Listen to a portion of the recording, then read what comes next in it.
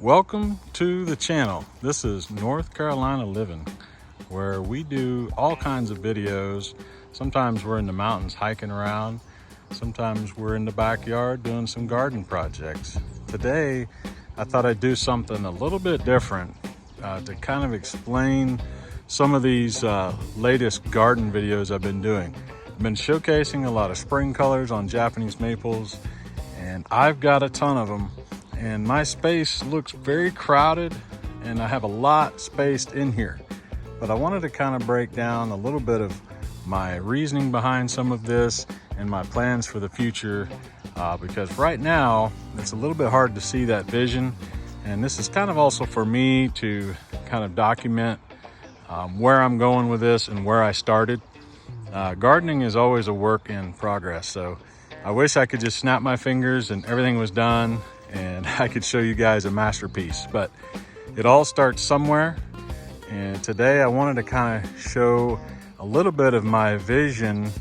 Maybe you guys can kind of see it as I explain and walk the garden. So I'm doing a little bit different style today. As you can see, this beautiful display of spring colors out here, reds and yellows and bronzes, oranges, greens, really nice mix of colors.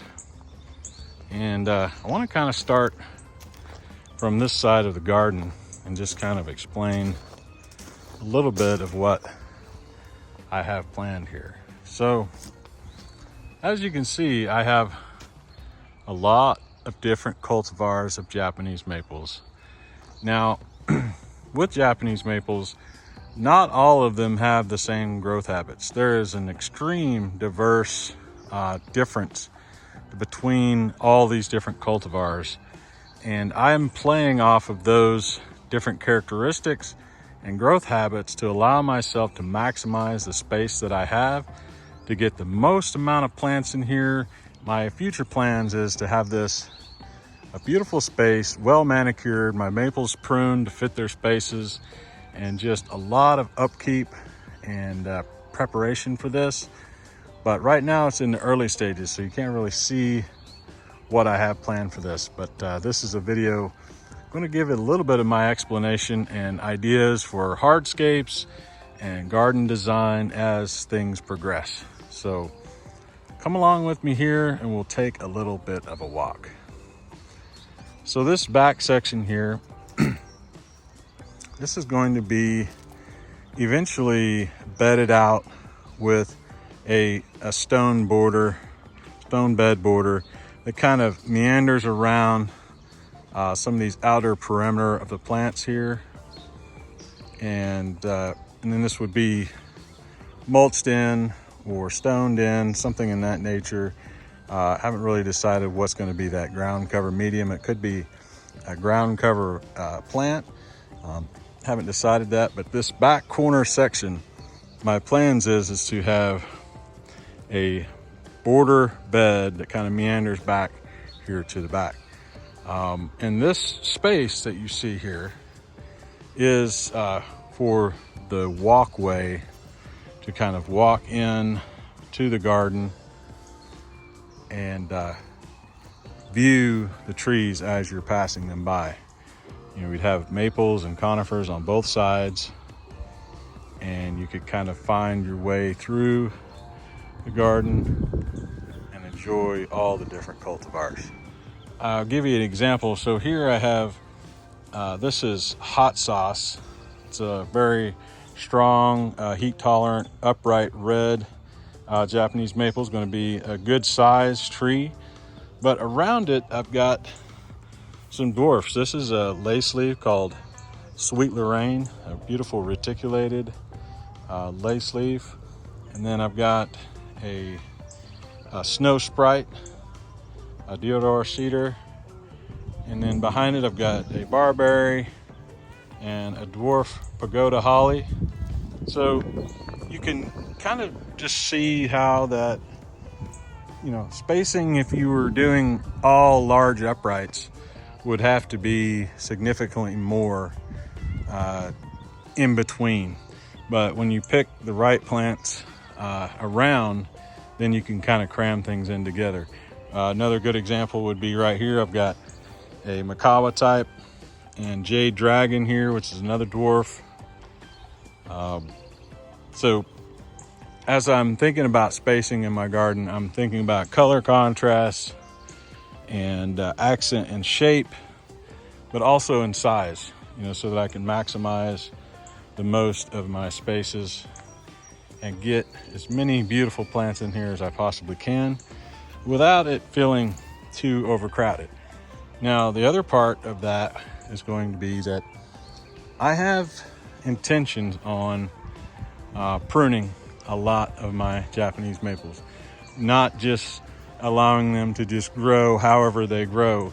I want to spend a lot of time doing a lot of directional pruning and keeping them contained to specific spaces. I'm not going to try to butcher them or to force them to do something that they're not. I'm going to try to accentuate their characteristics, but try to maintain them in their space, and hopefully that will come across as the years progress. So this is just this kind of back corner section. Just kind of wanted to explain some of my ideas and thoughts on this particular section. Okay, so let's go back to the walkway that's going to come in between this back corner section and the rest of the garden out here, and we'll kind of focus out this way. And I did a lot of spacing that looks very tight in the spacing, but my plan and the way I've designed it in such a way that you have a lot of dwarfs around the uprights, which allows you to kind of squeeze things in a little bit tighter. For example, here, this is Acer japonicum Taki no Gawa, which is a beautiful upright Acer japonicum. But around it, I've got a Makawa Yatsubusa, a variety here, Catalina Yatsubusa. I've got a koi right here. I've got octopus, a red weeping lace leaf there, and a dwarf pine here in front.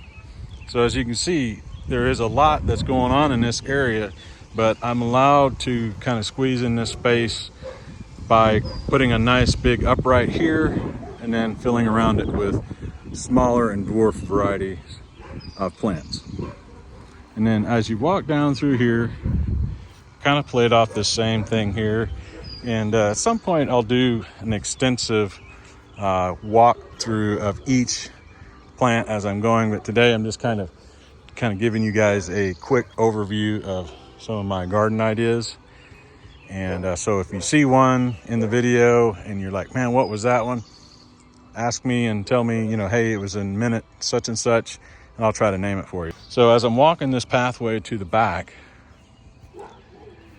and I come around here to the end, my long-term goal is to have the fire pit maple chimnea right here. And then you can see a little bit of an outline here. I have this space kind of reserved. There's a square outline here. I have this reserved for a gazebo.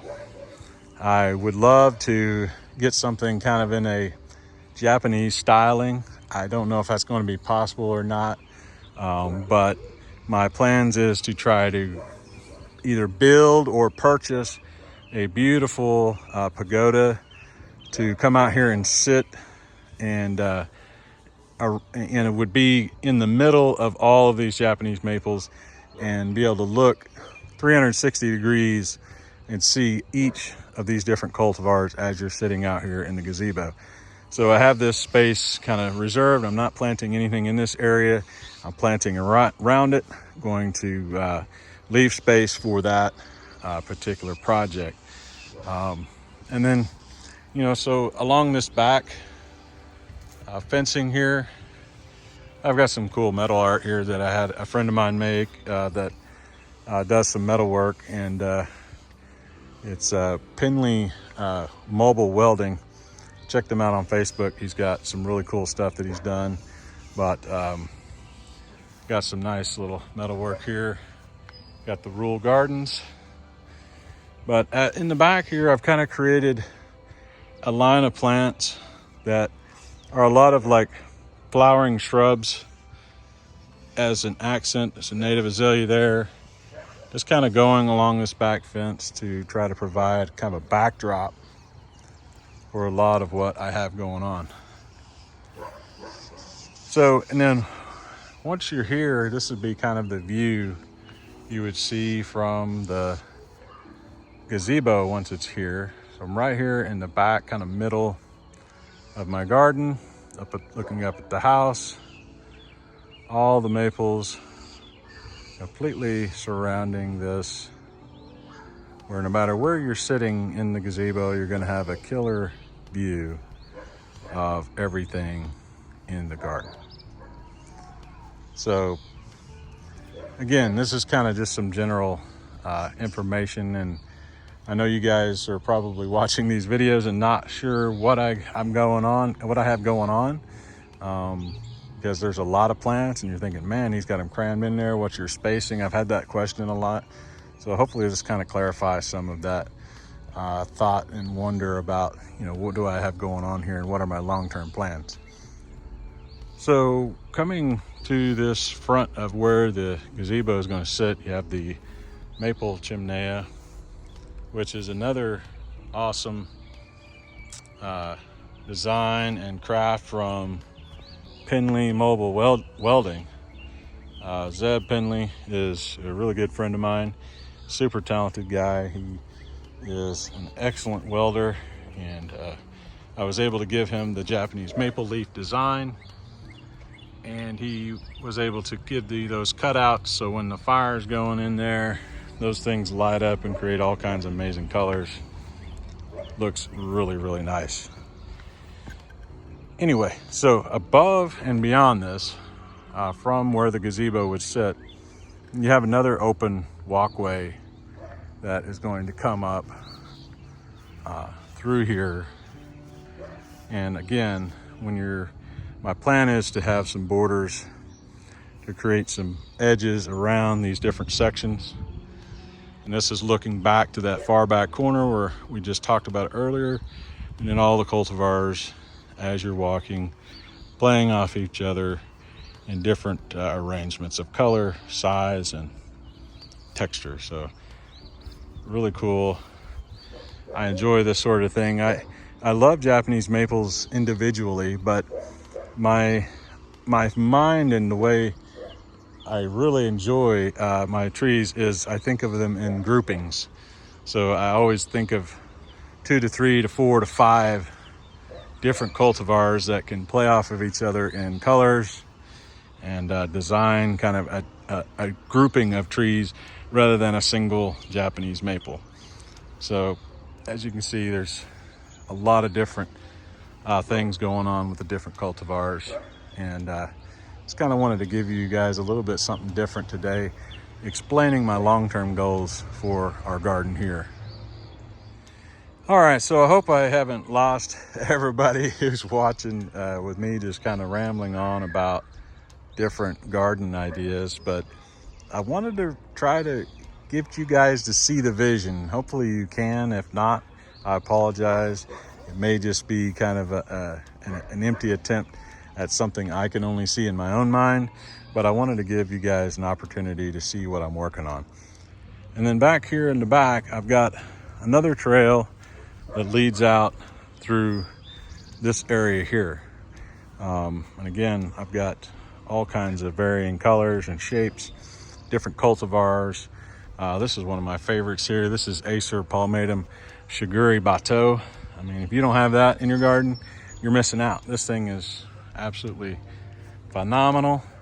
Goes to some beautiful orange and yellows in the fall, bright chartreuse green in the spring. And then just to give a contrast here, right behind it, I've got Osaka Zuki, which goes a beautiful electric pink red in the fall, and some nice pink highlights in the spring over that green. Some nice contrast there. This is an upright. This is a semi-pendulous upright.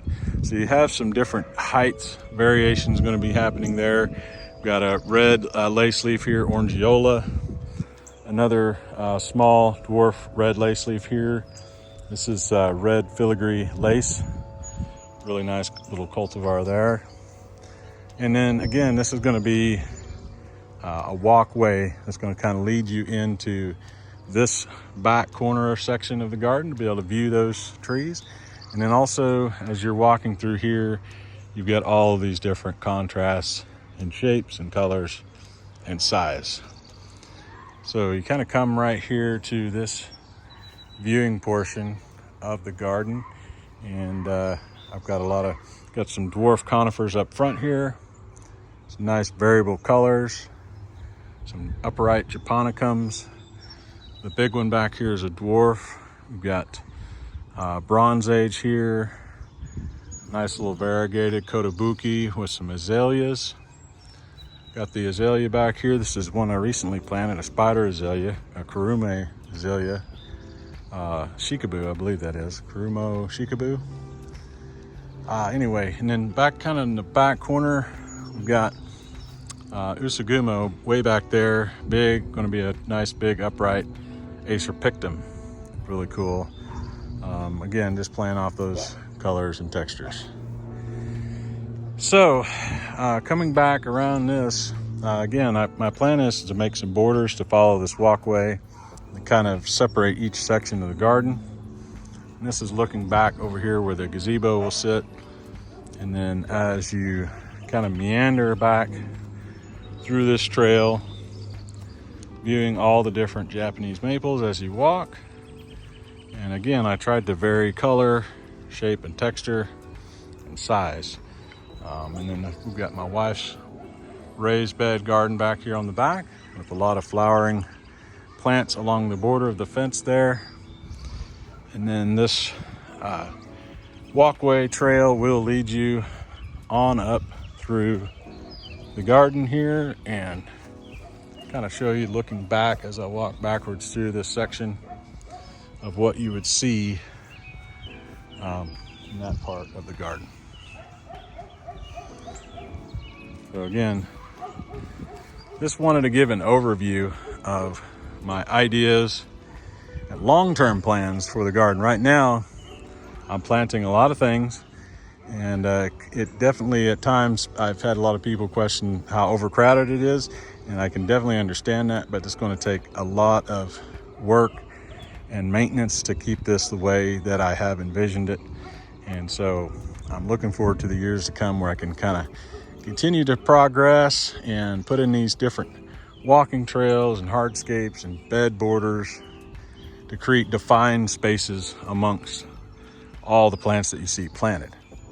All right, so that's the kind of garden big plan overview of this particular section. This is the backyard section of the Rural Gardens, and I'm excited to continue to watch this progress. I'm sorry if I can't tell how much is coming through on the camera. My neighbors, the kids are outside playing. It sounds like people are screaming bloody murder. Everything is okay. It's just kids playing and screaming and chasing cats and all kinds of strange noises in the background. So I apologize for that. But I wanted to get on here today and share something a little bit different with you guys. And we'll just do kind of a quick overview walk at the edge of the back section of the Rural Gardens, and let you guys enjoy all the beautiful display of colors. Thanks for tuning in. I appreciate everybody coming along for the little garden tour. And again, I'm going to keep doing a lot of these garden series, talking about all these different plants and kind of breaking down each cultivar and spring color and fall, and so many different ideas that I have for this garden, and lots of content that I can create and share with you guys along the way. So appreciate you tuning in. Take care.